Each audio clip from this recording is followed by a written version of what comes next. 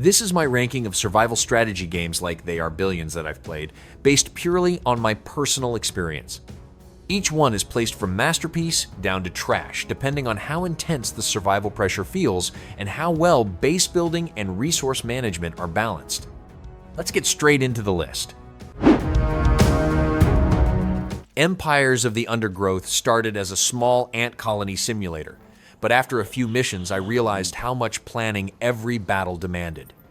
I spent a lot of time digging tunnels, managing food, and trying to keep my workers alive while giant insects kept invading my nest. The challenge mode made things even more stressful because a single bad decision could ruin an entire run. I liked how the game slowly unlocked stronger ants and new upgrades, since it made every mission feel rewarding instead of repetitive. The underground battles looked chaotic in a good way, especially when hundreds of ants rushed toward enemies at once. Even with some limited tactical options during larger fights, I kept replaying missions, because expanding the colony stayed addictive until the end. This lands in my excellent tier. Cataclismo instantly made me slow down and think about every wall placement, because surviving the night depended on how well I built my defenses. I spent more time designing towers, stairs, and choke points than actually fighting, and that made each successful defense feel rewarding.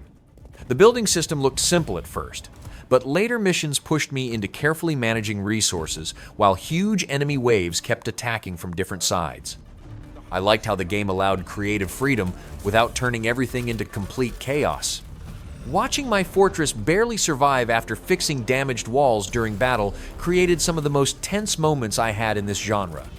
Endless mode also kept things fresh, since every run forced me to adapt my layouts and priorities differently.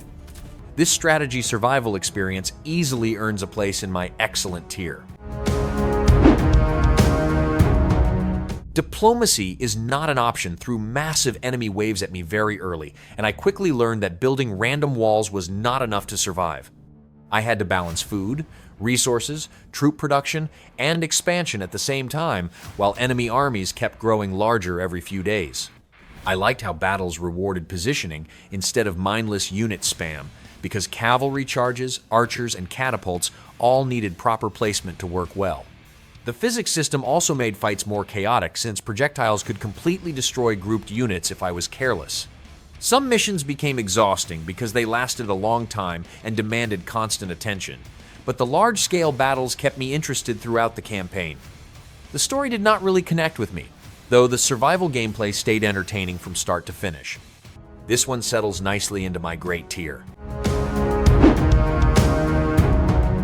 Creeper World 4 looked strange at first because instead of fighting armies, I was battling a giant wave of blue liquid that kept spreading across the map. After a few missions, I started enjoying the pressure of protecting my energy network while slowly pushing the creeper back with turrets, mortars, and aircraft. I liked how every structure depended on logistics, since losing a single connection could destroy my defense line within seconds. The 3D maps also made positioning more important, especially when using terrain to create choke points or resource routes. Some parts of the interface felt outdated and the tutorial explained things poorly, so hours were rough. Once I understood the systems, though, the game became satisfying to experiment with across maps and mission types. This strategy experience belongs in my excellent tier. They Are Billions became addictive the moment I realized how dangerous a single zombie could be to my entire colony. I spent hours building walls, setting patrol routes, and expanding toward resources while knowing one small mistake could instantly destroy everything I had built. The pressure between defending my base and pushing outward for more land created constant tension during every mission. I liked how the game forced me to think ahead instead of simply spamming units, because poor planning always led to disaster later. Watching massive zombie hordes crash into layers of defenses never stopped being exciting, especially during late-game waves when the screen filled with chaos. Some campaign mission types were weaker than the main survival gameplay, but the core loop stayed incredibly engaging from beginning to end. This easily stands as a masterpiece tier strategy survival game. Bad North Jotunn edition surprised me with how much strategy it created using such simple mechanics and tiny battlefields. I spent most fights moving archers onto cliffs, blocking narrow paths with shield units, and trying to stop Viking raids before my houses were destroyed. The slow-motion command system made every decision easier to manage while still keeping battles tense once enemies landed from different directions. I also liked how important terrain became because high ground and choke points could completely change the outcome of a battle. Losing commanders permanently added pressure during longer runs, especially when resources were limited and upgrades mattered more later on. My biggest issue was the lack of variety since I started seeing most troop types and abilities pretty early. This one earns a strong spot in my great tier. Colony survival looked simple at first, but managing a growing settlement while zombies attacked every night became more engaging than I expected. I spent most of my time expanding borders, assigning jobs, and building long, maze-like defenses so guards could safely stop incoming enemies. I liked how every new colonist increased the pressure on food production because a single mistake could quickly damage the entire colony. Researching new jobs and unlocking stronger tools also gave steady progression during longer sessions. The blocky visuals were basic, though they matched the survival atmosphere well enough.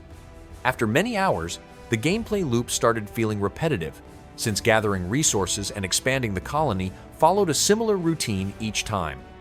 Even with that grind, I still enjoyed experimenting with layouts and colony systems.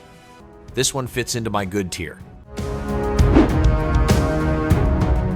Roman Triumph Survival City Builder had some interesting ideas with its Roman setting, city management, and mythological enemy attacks, but the gameplay never fully stayed engaging for long sessions. I liked building farms, aqueducts, walls, and defensive towers while slowly expanding my settlement across the map. Fighting creatures like hydras and minotaurs added variety during attacks, especially once stronger defenses and soldiers became available later.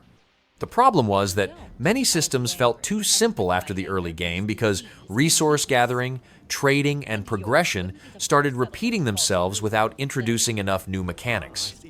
Combat also became frustrating sometimes, since units would get stuck or ignore important threats during battles. I still enjoyed parts of the survival city building loop, particularly the defensive side, but the game needed more depth and polish to stay memorable for me. This goes in my mediocre tier. The last spell completely hooked me once the giant enemy waves started crashing into my defenses every single night. I spent each daytime phase rebuilding walls, upgrading heroes, and preparing traps, while knowing the next battle could destroy my entire run in minutes. What made the game stand out was how important positioning and crowd control became once dozens of enemies surrounded the map at once. I liked experimenting with different hero builds because every run allowed crazy combinations of magic, ranged attacks, and defensive skills that completely changed my strategy. The difficulty was brutal early on, but every failed run still unlocked something useful that slowly pushed me further each time.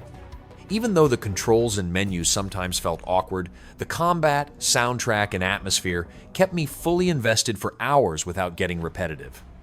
This easily belongs to my masterpiece tier. Infection-Free Zone immediately caught my attention because I could build defenses inside real locations taken from actual maps, including streets and buildings that looked familiar. Turning normal neighborhoods into survival bases while scavenging supplies and defending against zombie hordes created a unique atmosphere that other strategy games rarely achieve. I liked adapting existing structures into safe zones instead of building everything from scratch because it made every map feel different depending on the area I selected. Vehicle combat and squad management also added some fun moments during larger attacks. The biggest problems came from performance issues, strange AI behavior, and repetitive late-game progression once the novelties started fading away. Some maps also felt inconsistent because important locations did not always generate properly. This one lands in my great tier. Thronefall kept me interested because it mixed simple city building with active combat instead of making me watch defenses from a distance. I spent most battles riding around on horseback, helping troops defend the kingdom while quickly upgrading walls, towers, and economy buildings between enemy waves.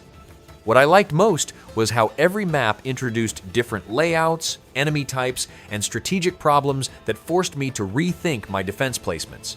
Some stages focused heavily on choke points, while others pushed me into spreading defenses across wider areas. The modifier system looked overwhelming at first, though I appreciated that the game still stayed enjoyable, even without experimenting much with different setups. I also liked the faster pacing, since matches rarely dragged on too long before introducing new mechanics or stronger enemies.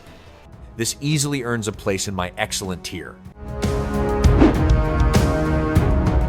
Age of Darkness. Final Stand gave me the same feeling I used to get from older RTS games, where expanding my base and surviving giant enemy attacks became completely addictive. I spent most matches balancing food, gold, housing, and troop production while preparing for the massive Death Knight hordes that attacked every few days. The pressure to explore for resources while also strengthening defenses kept every run tense, because overextending too early could destroy everything later. I especially liked the dark fantasy atmosphere and the way the fog-covered map created uncertainty before each large attack. Survival mode easily became the highlight since it gave much more freedom than the campaign missions. Some AI behavior felt awkward during battles, and a few bugs occasionally became frustrating, but the core survival gameplay loop stayed highly entertaining the entire time. This takes place in the excellent tier. The Riftbreaker kept me under pressure the entire time because I was managing bases, gathering resources, and fighting alien hordes at once. I liked how the game mixed survival strategy mechanics with action combat instead of making me watch defenses from far away. Running into huge enemy waves with my upgraded mech while turrets and walls exploded around me created some intense moments.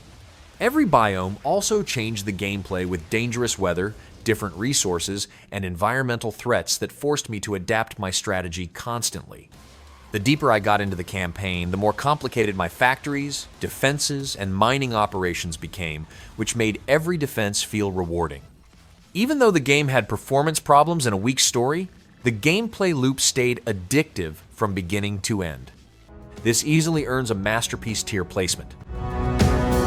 That's my ranking of survival strategy games. Like, they are billions based on how well they balanced survival pressure, base building, and large-scale defense. Let me know which strategy survival games deserve the masterpiece tier for you. Thanks for watching.